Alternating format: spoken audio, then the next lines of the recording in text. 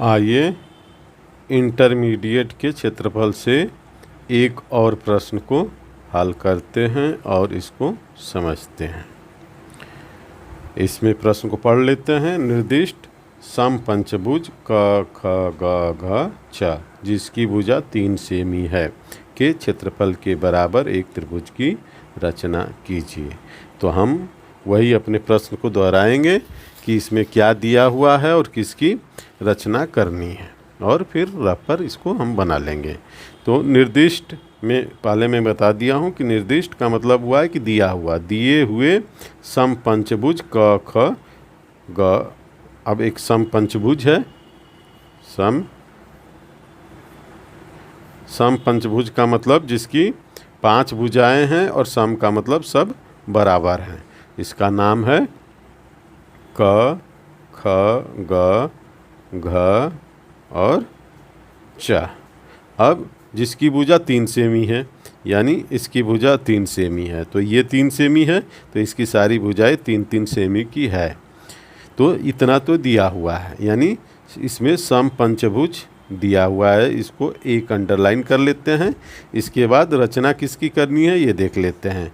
के क्षेत्रफल के बराबर, यानी समपंचभुज के क्षेत्रफल के बराबर एक त्रिभुज की रचना करनी है।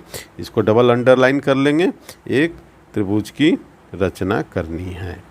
तो इस प्रश्न में हमको यही करना है और ये देख लेते हैं कि कैसे होगा। इसको समझने से पहले सबसे पहले आपको समपंचभुज बनाने आना चाहिए, और मैं इसमें समपंचभुज बनाने बता रहा हूँ। इसका अभ्यास बहुत ही बारीकी से करिए, और नहीं तो अधिकांश छात्र इसको कर नहीं पाते हैं। तो समपंचभुज कैसे बनाना है इसको हम देखते हैं। इसके बाद देखेंगे कि इसमें त्रिभुज की रचना कैसे होगी। बहुत ही ध्यानपूर्वक देखना और समझना है, और ज़रा सा भी गलती हुई तो समपंचभुज नहीं बन पाएगा। 3 सेमी की हमने ये रेखा खींच लिया है और इसका नाम लिख देंगे क ख, क और ख। अब क ख रेखा का हम समद्विभाजन करेंगे। समद्विभाजन करने का नियम मैं बता चुका हूँ अपनी प्रारंभिक वीडियो में। अगर ना देखे हों तो उसको ज़रूर देखिए, नहीं तो ये निर्णय समझ में नहीं आने वाला है। अब हम समद्विभाजन करेंगे। क ख के आधे से अधिक दूरी लेकर के हम ऐसे छाप लगा देंगे, और अब उसी त्रिज्या से ख को केंद्र मानकर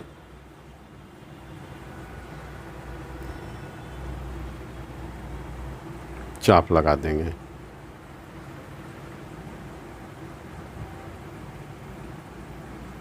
ये अब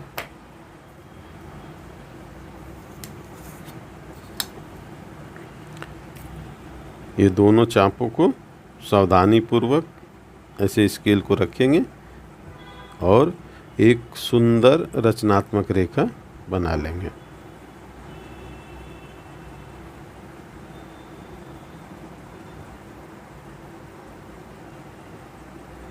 अब ये 3 सेमी की रेखा है तो यहाँ लिख देंगे 3 सेमी।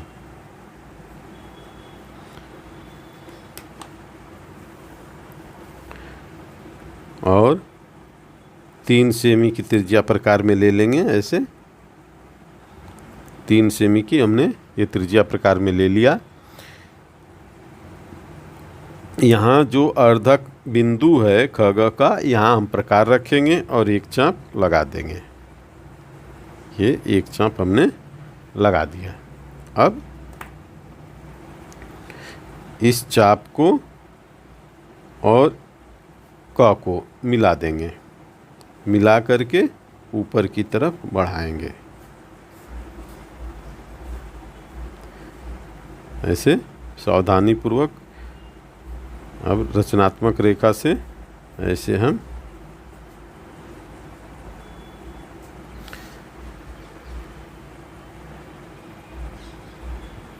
इतना करने के बाद 3 सेमी का आधा यानी 1.5 सेमी, और यहाँ पर हो चुका है, इसका हम माप ऐसे ले लेंगे प्रकार में, और यहाँ से हम प्रकार रखेंगे और एक चाप ऐसे लगा देंगे, एक चाप ऐसे लगा देंगे। यहाँ पर हमने चाप लगा दिया है। इसको बहुत ही ध्यानपूर्वक बारीकी से देखना और समझना है, क्योंकि हमेशा ये छात्र गलत बनाते हैं और समझ में नहीं आता है उनको, लेकिन जो ध्यानपूर्वक देखेंगे और समझेंगे तो निश्चय ही पंचभुज समपंचभुज बनाना सीख जाएंगे। अब हम इस चाप पर लेके जाएंगे इसको। अब यहाँ थोड़ी सी ध्यान देने की बात है कि हमने प्रकार को क बिंदु पर रखा है और अभी ये जो चाप लगा है इसको यहाँ रखा है। अब इस यहाँ से हम एक चाप ऐसे लगा देंगे और ये अर्धक रेखा को, ये जो अर्धक रेखा है ये यहाँ पर इसको एक पॉइंट बना लेंगे और इसका नाम हम घ लिखेंगे, घ लिखेंगे। अब ये पॉइंट हम बना लेंगे। इसके बाद हम पुनः 3 सेमी की त्रिज्या प्रकार में लेंगे।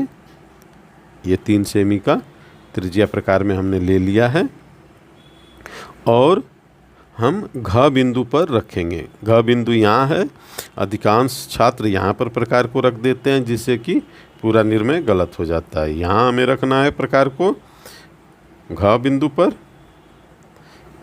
और चाप इसके दोनों तरफ लगा देना है ऐसे, और इधर भी।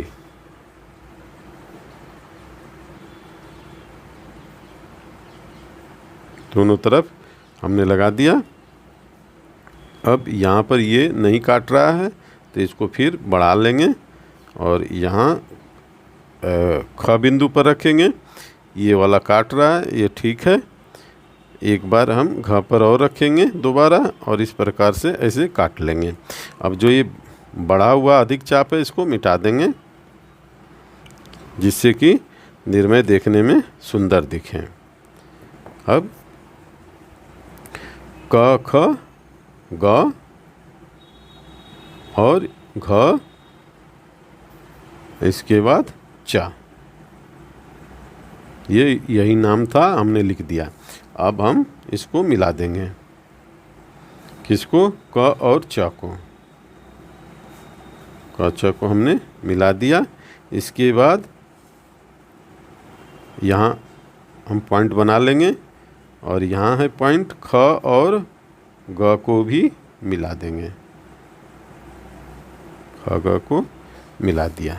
अब ग और घ को मिलाएंगे, ये हमने मिला दिया।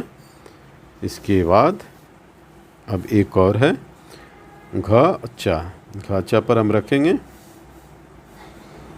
स्केल रखते समय हमें ध्यान रखना चाहिए कि सही बिंदु पर स्केल आ रहा नहीं आ रहा है, तो इसके बाद तब हम रेखाएं खींचेंगे। अब ये एक समपंचभुज बन करके तैयार हो गया है। सबसे पहले तो इस निर्णय में समपंचभुज बनाने के लिए सीखना आवश्यक है। तो हमारा समपंचभुज तैयार हो गया। समपंचभुज और सारे निर्णयों में बनाना होगा। यहीं पर आप बार बार बना करके समपंचभुज को बनाने का अभ्यास बना लीजिए कि समपंचभुज कैसे बनाया जा सकता है। समपंचभुज बनाने की कई विधियां हैं, लेकिन कम से कम एक विधि हमेशा ध्यान में रखना चाहिए जिससे कि हम समपंचभुज जहाँ भी निर्णय में कहा जाए तो हम बना सकें। अब हमें इसी के क्षेत्रफल के बराबर त्रिभुज की रचना करनी है। तो हम एक बहुत ही हल्की रेखा खींच लेंगे इधर इस तरीके से, और इधर भी हल्की रेखा खींच लेंगे। ये हमने एक हल्की सी रेखा भी खींच लिया है। जब आवश्यकता होगी इसे हम अभिष्ट कर लेंगे।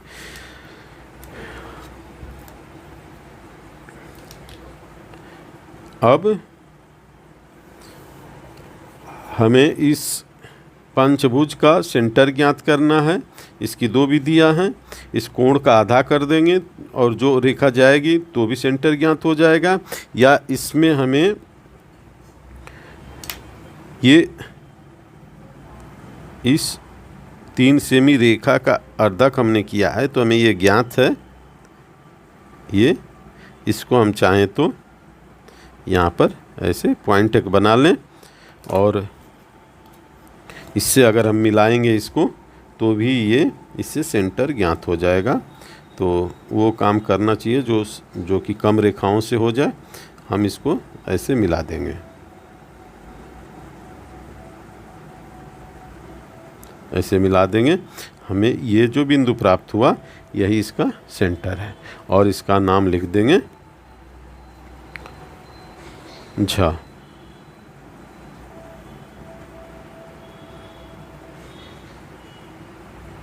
इसका नाम लिख देते हैं ज।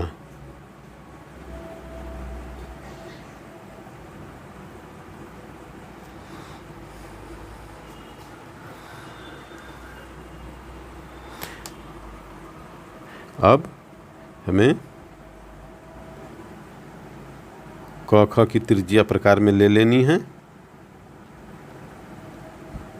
और ख को केंद्र मानकर यहाँ चाप लगाएंगे 1 और 2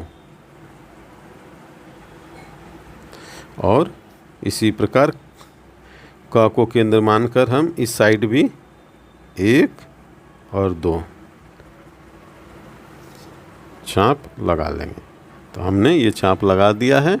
अब लिख देंगे 1 2 1 2 डैश लगा देंगे।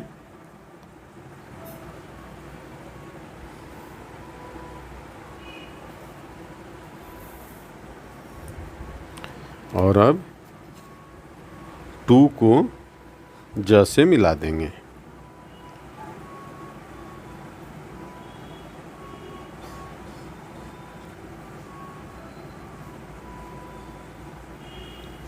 टू को ज से अभिष्ट रेखा में मिला देंगे।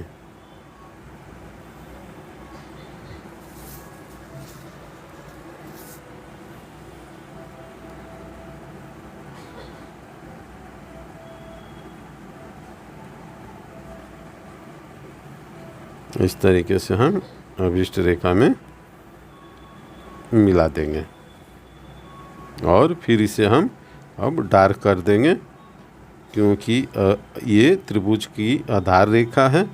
तो इसे हमें इसे डार्क करके स्पष्ट रूप से दिखाना होगा।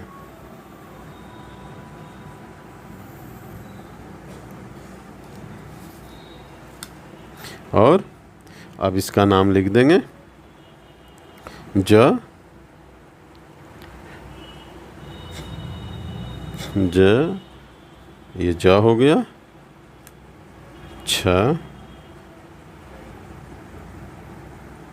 और झ। इस प्रकार हमारा ये निर्णय बन करके तैयार हो गया है, जो कि ये दिए गए समपंचभुज के क्षेत्रफल के बराबर त्रिभुज की रचना हो गई। अब हम नीचे लिख देंगे कि ज छ झ अभिष्ट त्रिभुज है। अभिष्ट